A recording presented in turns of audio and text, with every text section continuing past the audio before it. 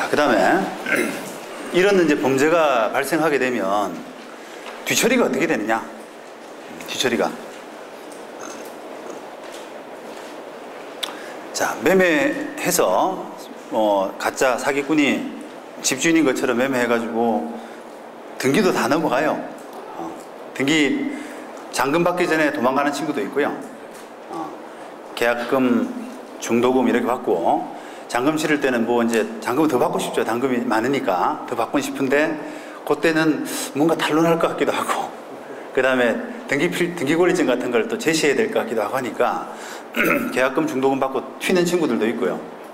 그 다음에 등기필증 같은 게 잘 준비가 된 친구들은 잔금까지 받고 등기까지 넘겨줘요. 등기됩니다. 뭐 법무사나 등기소도 알 방법이 없잖아요. 위조가 잘 돼 있으면. 그럼 등기도 넘어갑니다. 그런데 비록 등기까지 다 넘겨받았다고 하더라도 나중에 실제 소유자가 이거 내 부동산이 갑자기 딴 사람한테 넘어가 있는 거예요. 그래서 이의를 제기하고 소송을 하게 되면은 돌려줘야 됩니다. 돌려줘야 돼요. 매수한 사람이, 취득한 사람이 등기를 다시 말소해야 되는 그런 법률 관계에 놓이게 돼요. 그 다음에 임대차 같으면은 결국 가짜 임대인, 가짜 집주인을 믿고 세입자가 보증금 예를 들면 3억 주고 들어갔는데 집주인이 와서 보니까 엉뚱한 사람이 세대로 있잖아요. 자기가 계약한 거는 보증금 1000에 월세 100으로 계약을 한 사람이 있어야 되는데 엉뚱하게 몇 억씩 주고 있는 엉뚱한 사람이 있으니까 그 사람 상대로 나중에 나가달라라고 하는 소송을 하게 되죠. 명도소송입니다. 근데 그 소송이 이제 진행되게 되면은 임차인이 지게 될, 세입자가 지게 될 가능성이 많죠. 그러니까 우리 지금 아까 만약에 속아서 부동산을 샀다, 등기까지 넘겨받았다 라고 하더라도 보호받지 못해요. 그거는 우리가 등기의 이제 공신력 문제라고 하는데 우리 제도가 등기의 공신력을 인정하고 있지 않거든요. 그래서 위조돼서 서류를 믿었던 사람, 이런 사람들은 등기를 취득했다고 하더라도 그게 보호가 안 되는 겁니다. 그 다음에 세입자 같은 경우도 적법하지 않은 사람하고 기본적으로 계약을 했잖아요. 그죠? 내가 임차인으로서 보증금 받기 전에 못 나간다, 이런 이야기를 적법하게 할 수 있으려 그러면 당신이 나하고 계약을 했지 않느냐, 그래서 나한테 돈을 돌려줘야 내가 나가지, 이렇게 돼야 되잖아요. 근데 나가라라고 하는 사람은 자기 소유권에 의해서 나가라라고 하는 거잖아요. 그죠?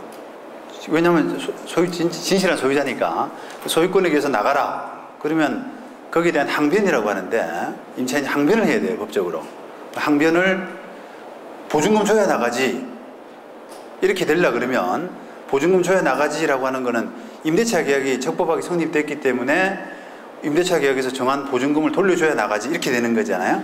그게 이제 임대차 계약이 적법하기 때문에 라는 부분이 숨어 있는 거거든요. 그러면 임대차 계약이 적법하냐 이 말이죠. 그게 적법하지 않다라 그러면은, 유효하지 않다라고 하면은 보증금 돌려줘야 나가지라고 하는 항변이 설 자리가 없어요. 설 자리가. 그러면 임대차 계약이 결국은 적법하냐 유효하냐 이런 문제로 이제 돌아가게 되는데, 거기서 이제 우리가 표현 대리 문제 같은 거가 문제가 됩니다. 되긴 합니다. 표현 대리가. 그러니까 이렇게 하는 거죠.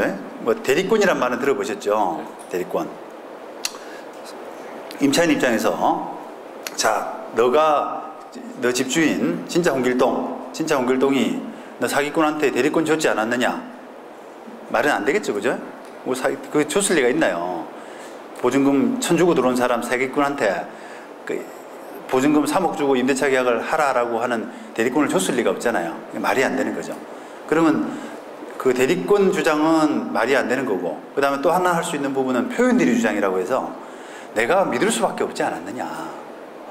내가 진짜 홍길동이 그 사기꾼한테 대리권을 주지는 않았지만 실제로 내가 그 사람이 너의 대리인이라고 믿을 수밖에 없었던 사정이 있지 않았느냐, 이런 그 주장을 해서 먹혀야 되는데 표현대리 주장이 조금 약합니다.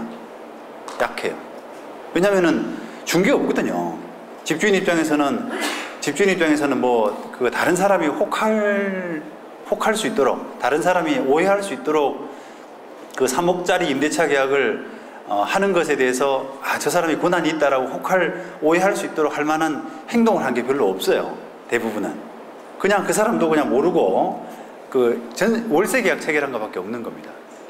그 과정에서 신분증 제공하고 그게 다인데 그 사람한테 표현대리 책임이라는 걸 물리기가 어려운 겁니다.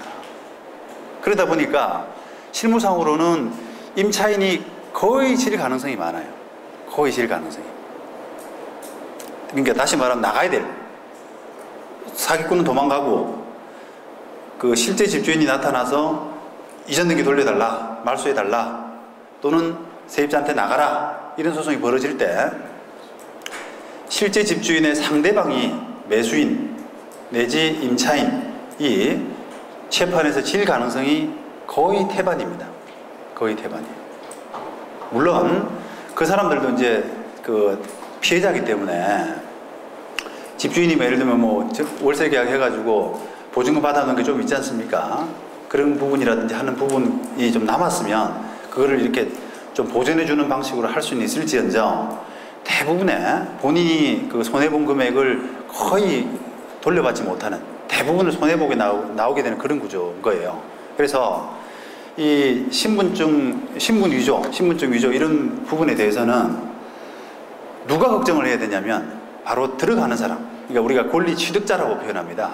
권리 취득자, 매수하는 사람, 임차하는 사람, 권리 취득자가 걱정을 해야 되는 구조가 되는 거예요. 권리 취득자.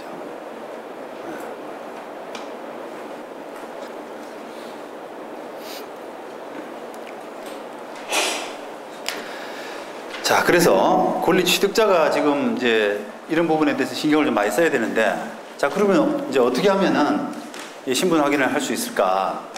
그런 부분을 고민하셔야 되는데, 아까 뭐 설명 도중에 말씀드린 것처럼 신분증에 의존하지 말고 소유자를 짐작할 수 있는 다른 공부, 등기권리증, 뭐 관리비 영수증, 그다음에 뭐 재산세 납부 영수증 이런 거 등등 뭐 그런 것들은 이제 이야기할 수 있어야 돼요.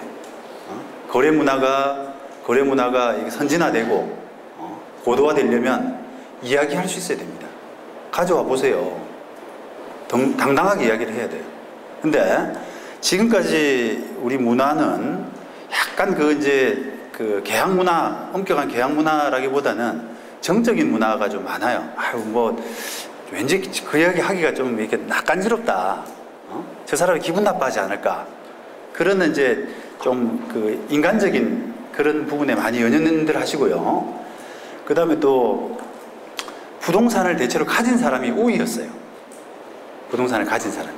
그러니까 그 우리나라 이제 부동산 이 가격이 대체로 좀 쭉 올랐잖아요. 특정한 시기를 빼고 나서는 쭉 올랐기 때문에 사는 사람이 대체로 이제 그런 기대를 가지고 사는 사람이 조금 꼭 취득했으면 하는 그런 마음들이 좀 있어서 당당하게 요구하기가 좀 어려웠던 것 같아요. 구조가. 그러다 보니까 그런 부분들을 서류적인 부분이라도 당당하게 요구할 수 있는 문화가 아니었다는 겁니다. 근데 이제는 좀 바뀌었잖아요. 파시는 분들이 많이 아시고요. 가격이 이제 가격이 내려갈 가능성도 사실은 좀 많이 있지 않습니까? 그러다 보니까 뭐 어떻게든 팔려고 그러고 매수자 좀 설득하려고 하기 때문에 이런 구조 하에서는 이제 조금 사시는 분들, 권리 취득하시는 분들이 좀 당당해질 필요가 있는 그런 시점이 아닌가라고 생각이 됩니다. 그래서 사실 최근에 그 전세난은 참 좀 우려스러운 거죠. 세입자가 또 이게 전세를 구하기 위해서 주인한테 눈치를 봐야 되고 매달리게 해야 되는, 이렇게 되면은 당당해질 수가 없거든요, 구조상으로. 그래서 참 그 부분은 좀 안타깝습니다. 당당하고 내 돈 주고 임대차 계약을 하는데 왜 그 이야기를 못 하냐는 거죠.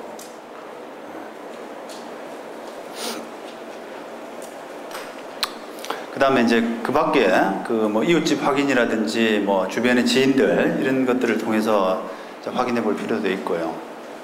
그다음에 그 안전행정부의 신분증 위조 확인 서비스라고 하는 ARS 번호가 있습니다.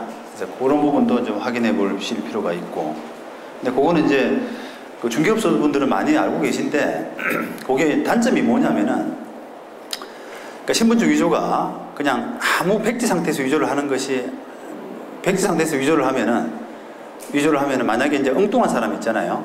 홍길동 이렇게 해가지고 등기부 등본 보고 홍길동이라는 거하고 주민번호하고 뭐 주소를 치는데, 나머지 이제 그 주민증에 들어가는, 신분증에 들어가는 뭐 번호라든지 이런 부분들은 그 정보들이 없으면은 그러니까 거기서 이제 그 위조됐다라고 하는 그 사인이 ARS에서 나와요. 발급 번호라든지 이런 것들이 나오기 때문에. 그런데 아까 이제 초반에 설명드린 월세로 들어가서, 사기꾼이 월세로 들어가서 그 신분증을, 주인 신분증을 카피를 해가지고 그걸 보고 이렇게 신분증을 위조를 하게 되면은 똑같아요. 이게 ARS라는 것은 그 발급 번호라든지 날짜 이런 것들이 이제 정보가 들어가 있는 건데 그대로 보고 베꼈기 때문에 똑같지 않아요. 그런 부분에서는 이제 한계가 있는 겁니다. 근데 그런 점에서 그는 이제 중개업소 확인이 좀 많이 미흡한 거죠. 저런 것들은 하시더라고요.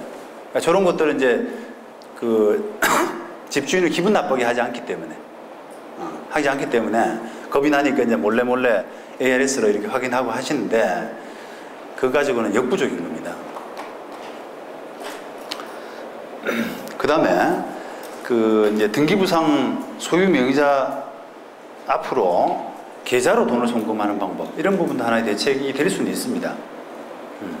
그러니까 계좌 없는 사람들, 가짜 홍길동이 신분증만 위조하고 나머지 준비가 안 된 사람이면은 뭐 너 계좌로 보내줄 테니까 너 이름으로 된 계좌번호 하나 알려줘라, 이렇게 하면 뭐 당황하셨어요 이렇게 될 거 아닙니까? 그죠? 갑자기 이제 그렇게 부탁받으면. 근데 그 정도는 다 하더라고요, 사기꾼들이. 그러니까 부동산 거래는 기본적으로 거액이기 때문에 예금 계좌가, 자기 신분증 카피, 신분증 위조가 하나, 확실한 신분증 있으면은, 확실한 놈이 하나 있으면은 기본적으로 계좌는 거의 개설되더라고요. 계좌는. 도장 가지고 가서 계좌 개설하고 하면은 그 계좌 좀 보여달라, 계좌로 내 돈 주겠다라고 하면 그래 그러라 이렇게 될 거 아닙니까? 그럼 계좌로 들어간 돈 바로 찾아서 도망가 버리고 이런 구조가 되거든요. 근데 뭐 그나마 이제 그렇게라도 하는 것은 하면 나중에 뭐 금융기관에서 뭐 자기가 계좌 개설할 때 뭐라도 좀 쓰고, 그죠? 그 다음에 그 CCTV 같은 데 좀 나오고 해서 적발될 가능성은 좀 더 많겠죠. 그래서 이런 계좌 개설 방법도 역시 마찬가지로 안전한 방법이 될 수는 없지만, 완전한 방법이 될 수는 없지만 하나의 보완책은 될 수 있지 않을까. 그래서 이런 부분들을 종합적으로 여러분들이 좀 확인하셔야 되는 그런 것 같습니다. 그 다음에 이런 사기가 발생하게 되면은 대체로 이 부동산 거래가 부동산 중개업자를 끼고 하는 경우가 참 많아요. 왜냐하면 당사자끼리 불안하거든요. 이게 어디 뭐 자취방 구하고 하는 정도야 뭐 어디 직접 구하러 다니고 중개업사 없이 계약서 끄적끄적 쓰고 하지만, 이게 돈이 이제 뭐 몇천 넘어가고 억대가 되고 하면은 불안해요. 그래서 전문가를 거의 다 이제 쓰게 되는데, 중개업자를 쓰게 되는데, 이 사고가 발생하게 되면은 아까 말씀드린 것처럼 권리 취득하는 사람, 매수자나 임차인이 피해를 보게 되고, 그 금액들이 대부분 상당합니다. 상당해요. 근데 그거를 이제 그 중개업자한테 배상을 받아야 만회를 할 수 있잖아요. 그런데 이제 그 중개업자들이 아까 말씀드린 것처럼 뭐 업을 하는 사람이기 때문에 기본적으로 이제 확인 설명 의무라고 하는데요. 공인중개사법상 확인 설명 의무를, 적절한 확인 설명 의무를 부담하게 되어 있습니다. 그런데 어느 정도까지 하는 것이 이제 적절하냐라고 하는 그런 부분에서 딱 정답은 없습니다만 계약 체결할 때 법원에서 적어도 요구하는 선이 계약 체결할 때 신분증을 꼼꼼히 보고 그러니까 신분증에 뭐 이렇게 경우에 따라서는 위조할 때 틀리게 하는 놈들이 있더라고요. 또 틀리게 하는 사람이 있어요. 그래서 뭐 홍길동이 한자를 쓰는데 한자가 뭐 다르게 나온다든지, 그러니까 등기부하고 다르게 나온다든지, 또는 주민번호가 한 자리 틀린다든지. 그 다음에 제가 직접 본 경우인데 그 성남시 분당구청장 주소가 그 직인이 이제 맨 밑에 보면 찍혀 있는데요. 성남시 분당구청장 이래서 도장이 꽝 찍혀 네모난 도장이 꽝 찍혀 있는데 그게 서울 강북구청장 도장이 찍혀 있어요. 그 표기는 성남시 분당구청장 이래놓고 도장은 자세히 보면 이게 구불구불해서 잘 안 보입니다. 여러분들 나중에 한번 돌아가실 때 도장을 한번 보세요. 근데 식별은 돼요. 뭐라고 써놨는지는. 구불구불해서 그렇지 자세히 보면은 되는데 그게 서울시 강북구청장 도장을 찍었더라고요. 그러면 이제 이런 부분들이 중개업자가 좀 자세히 봤더라면 확인 설명 의무를 꼼꼼히 했더라 그러면은 확인할 수 있었을 텐데라고 해서 중개업자한테 책임을 물리는 그런 구조로 가는 겁니다. 중개업자가 잘 못했다라고 하는 거죠. 그 다음에 이제 신분증에 대한 꼼꼼한 확인, 그 다음에 등기권리증 같은 것을 소지하고 있는지, 그러니까 신분증에만 의존하지 않고 그 등기권리증 같은 신분증을 보완할 수 있는, 신분 확인에 있어서 신분증을 보완할 수 있는 서류를 가지고 있는지 등등을 이제 계약 체결할 때부터 확인해라 라고 하는 게 이제 법원에서 요구하는 수준입니다. 근데 그걸 중개업자가 대부분을 잘 못하세요. 대부분들은. 그래서 책임을 많이 지는 구조로 가는데, 만약에 뭐 보증금 3억을 날렸다, 사기에 당해가지고 보증금 3억을 날렸다라고 하면은 이제 우리가 재판 구조가 중개 의뢰인, 임차인이죠. 임차인 과실도 한 40%, 30% 이렇게 깝니다. 또 다 일방적으로 중개업자한테 물릴 수가 없어서 만약에 30%를 까면은 한 9천만 원 빼고 2억 1천만 원을 중개업자한테 받아라, 이런 그 판결이 나거든요. 그 다음에 이제 또 중개업자가 보험을 든 그 중개협회라든지 보험회사 이런 데다가 청구할 수 있고, 근데 그게 이제 한도가 대체로 1억까지밖에 딱 안 들어 있습니다. 그래서 1억은 판결을 받으면은 확실히 배상을 받을 수가 있는데 1억 넘어서는 손해는 실제로 배상받기는 참 쉽지 않은, 왜냐하면 중개업자들이 재산을 거의 자기 명의로 안 하는 경우가 참 많아요. 이게 사고 위험이 굉장히 높은 직종이기 때문에 자기 명의로 된 재산들이 많이 없는 경우가 많이 있더라고요. 그래서 판결을 받고도 좀 어려워지는 그런 경우가 있고요. 그 다음에 아까 이제 중개업자가 만약에 정말 꼼꼼한 분이고 해서 그 등기권리증까지 확인을 다 했는데 요 사기꾼이 너무 치밀한 사람이라서 신분증도 잘 위조하고 등기권리증도 딱 위조해가지고 딱 가져와서 누구나 속을 수밖에 없었다라고 하면은 중개업자 책임은 물릴 수가 없어요. 그러면 결국은 모든 손해가 다 권리 취득자, 임차인한테 다 돌아가는 그런 구조가 되어 있습니다. 이제 어디 하소연할 데가 없는 거예요. 하소연할 데가. 그래서 더더욱 이게 중개업자한테 배상받을 수 있기 때문에 뭔가 이렇게 나는 소홀히 해도 된다라는 그런 생각은 절대 틀린 이야기입니다.